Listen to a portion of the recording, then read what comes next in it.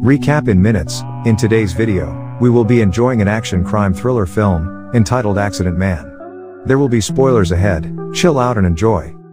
The movie begins in London, England, where a hitman named Mike Fallon, known to frame his killings as accidents, hides in the shadows as he waits for his target. For a while, the target arrives drunk and fails to notice him. He looks around the room, and sees an expensive watch at the top of the bookshelf. Once he tries to reach it, a noose suddenly hangs his neck. As he struggles for air, Mike steps out of the shadows and kicks the stool, framing the target's death as a suicide. To finish it off, he takes a picture with the corpse and leaves the place. After that, Mike goes to his regular pub, the Oasis. A place for hitmen to hang out and gather for business. The regulars are also professional hitmen with their own style of killing. Carnage Cliff is a hitman who kills his victims with an axe. Poison Pete specializes in poisoning. Mick and Mac are ex-military veterans who make their hit look like common crimes. Jane the Ripper is an expert swordswoman, and Finicky Fred, the inventor who likes to experiment with different killing methods. The man behind the business is Big Ray, a retired hitman and owner of Oasis. Mike then asks Fred about his next killing method, which he explains are weaponized bandages that develop poison. On the other hand, Mick curiously asks about the current status of Mike's relationship with his girlfriend, Beth. Mike reveals that they broke up because she's a lesbian. After a while, Milton arrives at the pub. He is the one who handles the clients and assigns the job to the hitman. He calls Mike for his next hit, a heavy metal band named the Satanic Mechanics, and reminds him of his other hit, Archie Rudd, an accountant. He informs him if he kills the accountant tomorrow, the client will double the fee. 5 days later, Mike positions himself on the roof and uses a makeshift sniper to kill his target, the accountant. He waits for an opportunity to make the hit look like an accident, where he spots a speeding car arriving in the area. He takes the chance to shoot the car's tire, causing it to spiral out of control, and crushes his target in a car accident. After accomplishing his mission, he packs up and leaves, as if nothing happened. Sometime later, Mike spends his free time at his apartment, and reminisces on his previous relationship with Beth. Mike then receives a voice message from Milton, informing him to receive his payment in an alleyway at Chinatown. That night, Mike arrives at the venue of the performing band. He spills his beer on the power breaker and electrocutes the band, killing them. He then leaves the scene and goes to Chinatown to receive his payment. A few moments later, Mike arrives at the alleyway and encounters an unknown hitman attempting to kill him. Luckily, Mike quickly eliminates the hitman. He calls Milton and informs him of the incident, thinking a client had set him up. Milton denies it, and tells him to settle the matter tomorrow. He then covers up the scene to make it appear like a motorcycle accident. In the morning, Mike wakes up from Charlie's voicemail, Beth's new lover. She tells him Beth is dead, as her encounter with the burglars turned deadly. She continues that Beth's funeral will be on Sunday, reminding Mike that he has to know it. On Sunday, Mike watches the ceremony from afar. After a while, he waits for everyone to leave, before walking up to Beth's grave. Charlie looks back and sees Mike leaving flowers for Beth. She meets Mike for the first time, and they clearly do not get along well. However, Charlie still informs him that Beth was pregnant when she was killed. That night, Mike decides to investigate Beth's apartment. He suspects that her death is not just a random burglar crime. He inspects the apartment, and runs a scenario of events that occurred. With the case files, he examines them and discovers that she was given a truth serum. The perpetrators then stabbed her to hide the needle marks. Because of this, Mike concludes that Beth's death was caused by a professional hit, who made it look like a regular crime.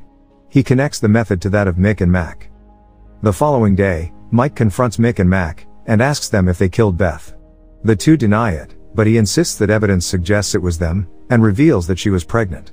Mick confesses and reasons it was just business. Mike tries to hold himself, but Mac insults Beth by calling her a homophobic slur, thus, they get into a fight. The ex-military duo fight Mike with their coordinated rhythm, but Mike counters them swiftly. Even with the two of them, Mike beats them up confidently. Mick gives up and explains the situation, but Mac still insults Beth. Mike loses it and ultimately breaks Mac's jaw. Later that day, Mike arrives at Oasis.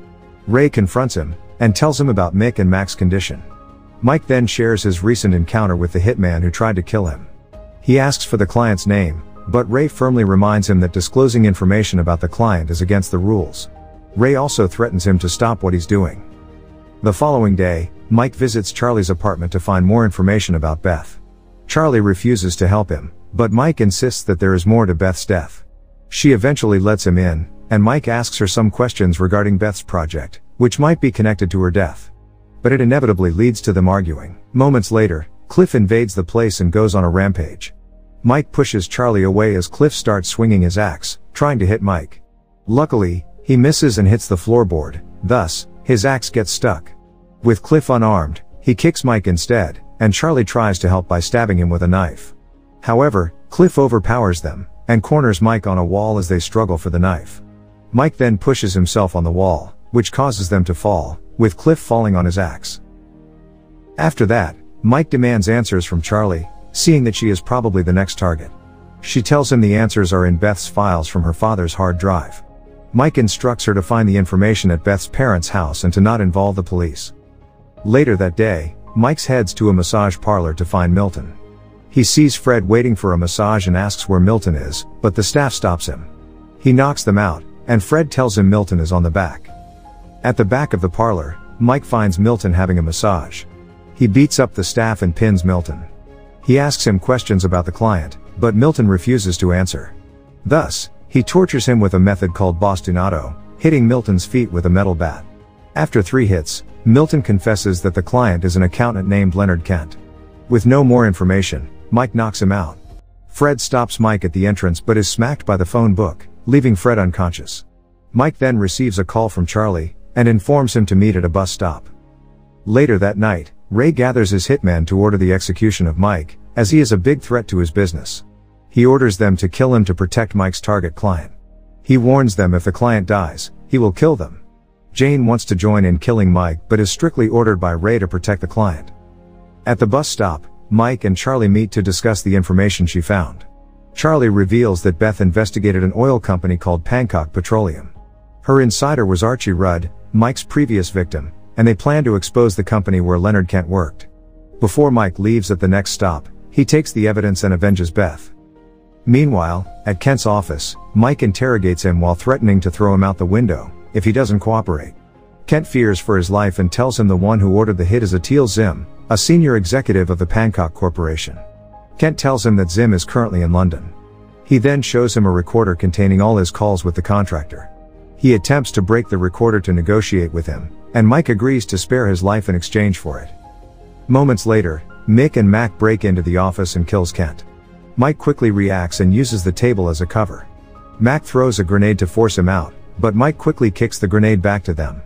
Mike easily overpowers them and uses them against each other. Mick accidentally shoots Mac, and Mike finishes him off with a fire extinguisher. Once out of the office, Pete ambushes him, but Mike throws him off. Pete retaliates by injecting him with poison. However, Mike effortlessly injects the poison into Pete instead, kicking him to the railing and causing him to fall, instantly killing him. At the exit, Fred tries to stop him, but not wanting to kill Fred, he just knocks him unconscious. He then takes Fred's poison band-aids, thinking it might be useful later on. The next day, Mike arrives at Zim's mansion. He sneaks inside and soon spots Jane and Zim with 2 other guards. He swiftly takes down the guards, which alerts Jane, thus, she gives her katana to Zim for protection and hides in a room. The top hitmen use their strengths and feats to engage in hand-to-hand combat. Jane beats Mike, but he eventually overpowers her, kicking her through the door where Zim is hiding. Zim throws the katana to Jane and attempts to slash Mike. However, Mike dodges her attack and uses a long lamp. Eventually, he finds an opening to disarm her, and swiftly stabs her in the stomach. With the katana in hand, Mike turns to Zim and prepares to kill him. However, Zim offers to bribe him with money, promising to make him rich.